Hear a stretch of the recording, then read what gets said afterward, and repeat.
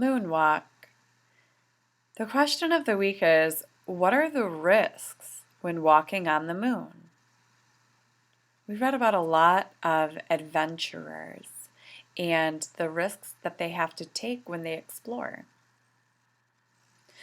So this genre is science fiction. Last week we read a journal entry that was nonfiction. That was true informational writing. However, this week this is science fiction. Science fiction is a story based on science, but it tells about life in the future.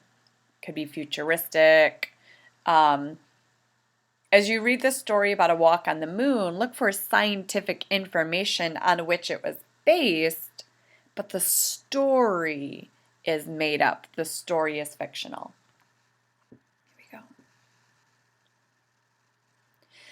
Bet you can't jump over that rill, Runt, Vern challenged.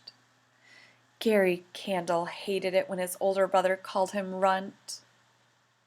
Watch me, Runt, Vern taunted. That means he teased. I'll show you how to do it. Inside his hard-shell moon suit with its big backpack and astronaut-type helmet, Jerry watched as Vern got a running start, kicking up lazy puffs of dust with each step. He sailed over the crooked crack in the ground, floating like a cloud, until he touched down on the other side. The boys were out on the floor of the giant crater Alphonsus. Their father had brought them along with him to the half-buried shelter 15 miles from the main base. Dad had left them at the shelter and gone off with the tractor to inspect the new telescope that was being built still farther out on the crater floor. Dad had told them to stay inside the shelter until he came back, but Vern wanted to go outside for a moonwalk. Now he was jumping over gullies in the bare, dark ground. Come on, Runt, Vern called from the other side of the rill. A rill is like a big crack. Let's see you do it. Jerry glanced at the thermometer on the wrist of his moon suit. It was 214 degrees below zero. Yet he was sweating inside his suit. Why do you think he was sweating? That shows that he was nervous. What's the matter? You scared? Even though it was nighttime, it wasn't really dark. A big blue and white earth hung in the starry sky, shining beautifully. Jerry could see the rough, uneven ground, the rocks and boulders scattered everywhere on the moon's surface. And the rill, a wide, meandering crack in the ground. Well, Vern demanded. In the moon's light gravity, Jerry weighed only about 30 pounds, even with his bulky moon suit. Okay, he said into his microphone. Here I come. He took 4 running steps, then soared over the rill. It felt like flying. He stumbled when he landed, though. Vern grabbed him and kept him from falling. Not bad for a runt, Vern said, laughing. Now let's find a really big one. I like the futuristic drawing up here of their base. We shouldn't be doing this, Jerry said. Dad told us to stay inside the shelter. If he finds out... Who's going to tell him? Vern demanded. Nobody, I guess. That's right. We'll be back in the shelter by the time Dad gets back. And you'll keep your mouth shut, right? Right, Jerry said, reluctantly. He followed Vern along the rill they had just crossed, their boots kicking up dust that settled slowly in the low gravity.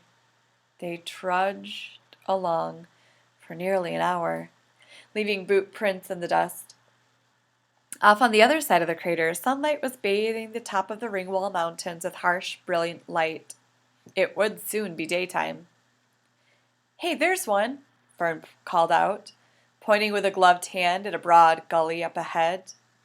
It was much wider than the one they'd jumped across. It looked deep, too, like a trench. Bet you can't jump over that one, Runt. Jerry peered at the rill. It's pretty wide, he said. Scared? Jerry was, but he didn't want to admit it. He shook his head inside his helmet, then realized that Vern couldn't see it. Well, want me to go first? Summoning up his courage, Jerry said, No, I'll try it. Jerry backed up several paces and started running. In the light gravity, every step was a leap. The edge of the rill loomed up like the rim of the Grand Canyon. Jerry jumped as hard as he could. He soared, sailing up and over the yawning trench, and landed almost perfectly. He hardly staggered. Turning to look back across the rill at Vern, he called, Nothing to it, piece of cake. Okay, Vern answered. Here I come. Vern started running, each stride a long hop across the uneven ground. With his last step, though, he stumbled on a small rock. When he took off for the jump across, Jerry saw that he wasn't going to make it. Watch out! He yelled uselessly. Vern soared, arms and legs flailing, and landed hard, just short of the rill's rim. Jerry heard him go, Oof! As he hit the side of the rift and tumbled down out of sight. Jerry rushed to the edge of the gully and saw his brother lying halfway down the rill, motionless. Oh. Vern, you okay? No answer. He's hurt, Jerry thought. Maybe he's dead. Jerry scrambled down into the gully. Vern was lying on his back, one leg bent under him, arms sprawled. Vern! He called again as he slid and scraped down the side of the rill. Vern moved one hand, then waved feebly. Oh, he's alive, Jerry thought. He's conscious. He dropped to his knees at his brother's side. Are you okay? Can you get up? Vern didn't answer.